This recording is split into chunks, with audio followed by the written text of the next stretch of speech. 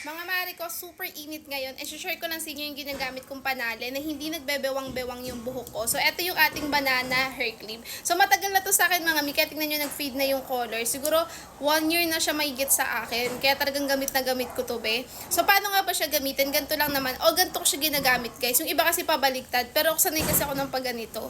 So, ganito lang siya. Kunin nyo lang yung hair nyo ganyan. And, wait lang. Ayusin naman natin ang very light. Tapos ginaganto ko lang siya mga ayan na.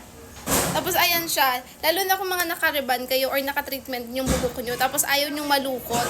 Pero gusto nyo pa rin nakatali yung buhok. Eto yung gamitin nyo, yung mga ganitong banana hair clip. Kasi nga, hindi nagbebewang yung mga buhok natin dito. Straight pa rin siya. Tapos maganda pa sa kanya kapag naayos nyo. Kasi yun sa akin hindi nakaayos. Pag naayos nyo siya, ang ganda talaga ng pagkatali niya, be. So, kung gusto nyo rin ng ganitong banana hair clip, ilalagay ko dyan sa yellow basket para makapag-check out na din kayo. Tawag dito ay banana hair clip, mga mare.